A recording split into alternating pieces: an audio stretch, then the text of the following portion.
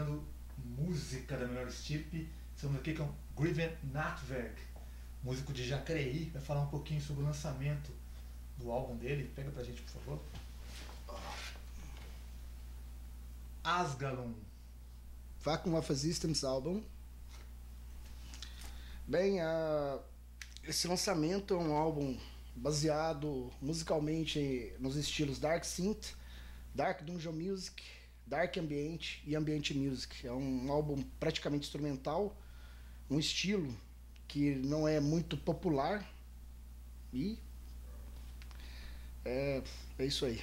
Me lembrou, olha, eu acho que seria uma trilha sonora de Pesadelo de Lovecraft. Me lembrou isso que me veio à cabeça. Se concorda mais ou menos com a ideia que eu tive? Então, basicamente, eu me influenciei muito por projetos que já tem dentro do estilo, como Mortis, era Burzum, lá do instrumental, álbuns como Blitzky Alf, Daud Baldris, e também me baseei também em alguns compositores clássicos, como Basil Poledouris, Miklos Rosa e Trevor Morris, por exemplo. Eu achei que o seu som tem muito de cinematográfico. Você pensa em trabalhar ele como trilha de filmes, por exemplo, de curtas que sejam? Pode ser que sim. Pode ser que futuramente, se algum cineasta quiser trabalhar comigo, as portas estão abertas para conversações, né? Aqui em Jacareí temos, né, bons cineastas. O Vale do Paraíba, em geral, acho que seria uma boa. Esse nome, né, a banda é formada por apenas você, né? Você é um exército de um homem só. Exatamente. Explica um pouquinho disso pra gente. Bem, quando eu tive a ideia de montar o projeto, isso em dezembro de 2003, no caso era para ser uma banda de symphonic rock, symphonic metal.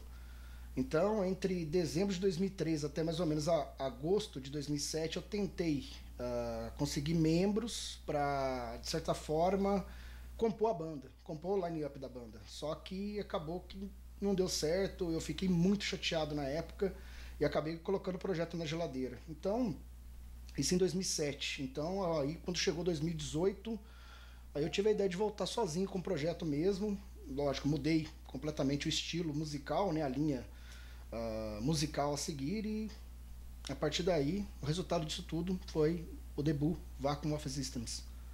É mais fácil ou é mais difícil trabalhar sozinho? Eu acho mais fácil, porque é complicado. Quando você vai lidar com banda, você tem que lidar com diversas personalidades diferentes, há conflitos de agenda. Então eu tive várias tentativas de ter banda antes disso. Então muitas dessas tentativas não deram certo justamente por isso. Justamente por conflitos de agenda, conflitos de egos, conflitos até ideológicos. Então, de certa forma, trabalhar sozinho, isso te dá uma certa liberdade para você ter prazo dentro daquilo que você pode atender, e fora a liberdade criativa que, né, é aquilo. Você disse que mudou o estilo da banda, né? Originalmente Sim. Seria diferente. Você já trabalhou com outros estilos, então? Então, a minha intenção no início era seguir uma linha chamada Symphonic Metal, algo baseado neste CD aqui, que foi justamente por conta deste álbum que eu tive a ideia de montar o Asgalon. Therion. Que foi o álbum Therion Secret of the Rooms. Esse álbum mudou minha vida no quesito música, no quesito compreendimento do que é a música. Meu horizonte musical mudou. Existe o eu antes e o depois desse álbum. Eu escutei esse álbum em dezembro de 2003. E a partir disso eu tive a intenção de fazer um som na linha, porque analisando todas as bandas que surgiam no cenário aqui na nossa região, a maior parte seguia uma linha mais brutal death metal, algo mais, né, mais rígido. E eu pensei, nenhuma banda tem uma sonoridade parecida, então eu queria ser algo diferente na cena. E infelizmente não deu certo e estamos onde estamos hoje. Os nerds vão lembrar da onde vem o nome, mas ele vai explicar pra gente qual a origem do nome da banda Asgalon. O nome Asgalon vem da criação de um universo criado por um escritor americano chamado Robert Erwin Howard, que durante a década de 20 ele compunha poemas para uma pulp fiction chamada Weird Tales. E, lógico, essas histórias elas foram passadas na década de 40 para um outro escritor chamado Sprague Lee Camp, que na década de 70 a Marvel adquiriu esses direitos e criaram o que a gente conhece como a Era Boreana de Conan, o Bárbaro. Então, eu na época eu pensei, eu retirei o nome justamente daqui. O nome da banda é o nome de uma cidade litorânea do reino de Shen, chamada Asgalon. Eu achei um nome forte, um nome simples, um nome fácil de decorar. Eu achei um nome lindo para batizar o projeto. Muito criativo. Obrigado. A maioria das bandas na época seguiam ali, pegavam algo do universo Tolkien. Eu queria diferenciar disso. Eu achei que pegando algo ali de Howard, né, simplesmente iria me diferenciar um pouco. Videoclipes, eu acho o seu som muito cinematográfico. Então a gente falou que ele poderia fazer parte de trilhas de filmes, mas não vamos ficar na parte de videoclipe. Você pretende gravar? Você tem alguns já gravados? Pretende gravar? Então, para este álbum, lá como fiz isso, no debut, já tem 3 videoclipes já gravados, produzidos pela RC Creative Films Production, de Fortaleza, Ceará, meu caro amigo Raul Costa. E são 3 videoclipes das faixas 4, 8 e 11, respectivamente, do álbum. E já está disponível no canal do YouTube. Já para este novo trabalho que estou fazendo, possivelmente não vai rolar videoclipe no momento, mas nada impede que futuramente surja uma faixa ou outra como videoclipe, no caso, se aparecer alguma ideia, aparecer algum projeto que dê para levar para frente, para realizar, torná-lo realidade e tal. E a gente vai colocar o link, né, do canal. Ou como dá para saber claramente ao ouvir seu som que ele é um som sem fronteiras. Ele é um som claramente não é tupiniquim. Então, tem projeto para lançar ele fora do país? Então, estou em conversações aí com um rapaz de Bogotá chamado Cris Valderrama. Ele tem um selo, uma gravadora chamada Telfelmantus Records. E estamos conversando lá. A partir do momento que eu lançar o próximo trabalho, que será um EP de 7 faixas chamado Diluvian Chronicles,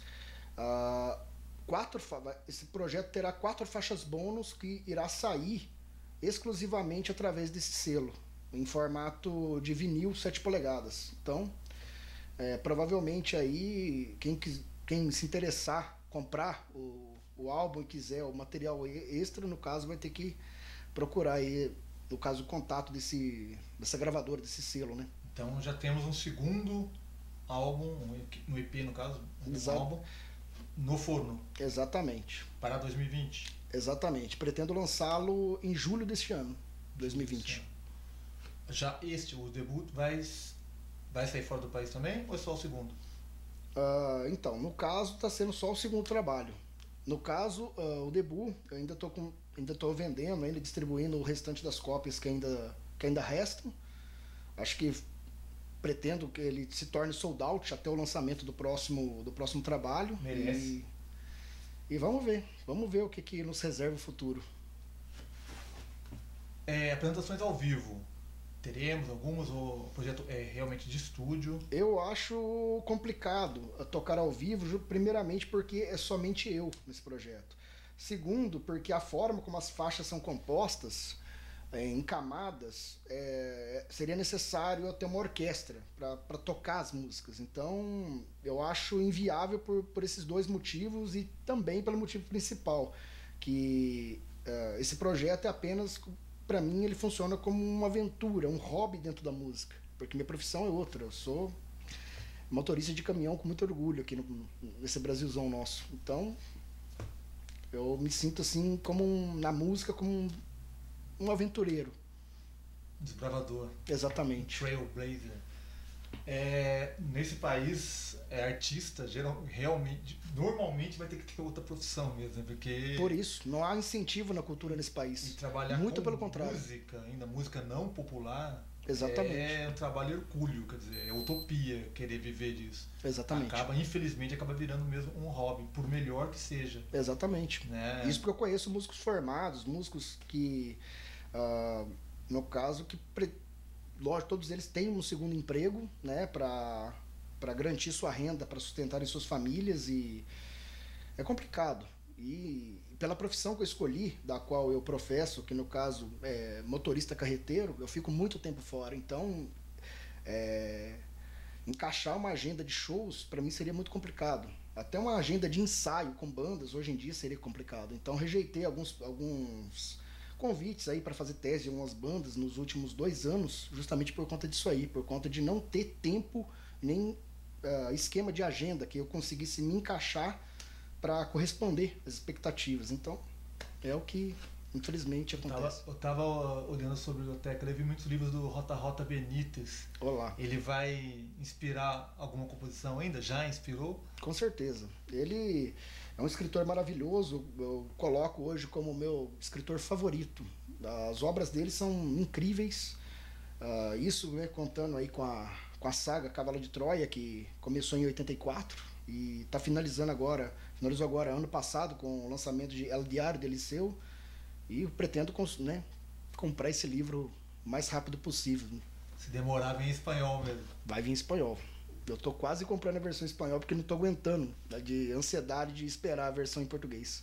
Eu fiz isso com o Doutor Sono, de Stephen King, nunca lançava em português. Eu tava quase comprando o Dr. Sleep já, porque eu queria ver a sequência do Iluminado, que eu sou muito fã, tanto do filme quanto do livro. Stephen King ao lado de Clive Barker, na minha opinião, são duas lendas. Eu já leu o Evangelho de Sangue? Tem. Aquilo daria um ótimo filme, né, cara? Daria, da versão da Dark Side Books, né? Que é maravilhoso, a encadernação. Essa editora é incrível. E é interessante que aqui no Brasil temos um escritor muito bom também, chamado Eduardo Spohr. Ele escreveu um best-seller chamado A Batalha do Apocalipse e depois escreveu uma trilogia chamada Filhos do Éden. Ele tá já no patamar do Bianco, né? Que também é bem conhecido, escreve sobre literatura fantástica também, André Bianco. Exatamente. Primeiro, como que eu adquiro o CD? Então, o CD, no caso, geralmente eu coloco da forma mais fácil para as pessoas entrarem em contato comigo, é através do e-mail asgalumoficial, com 2 Fs, @gmail.com. A pessoa faz o pedido lá eu vou passar, no caso, as diretrizes, no caso, para se ocorrer a compra. Geralmente, eu peço ali um valor simbólico, que é o valor de custo do CD, que R$20 mais o frete de correios, dependendo, envio para todo o Brasil, para todo mundo. Já enviei algumas cópias para Sudbury, Inglaterra, né, Reino Unido, e também para Lauterbach, Alemanha. Legal.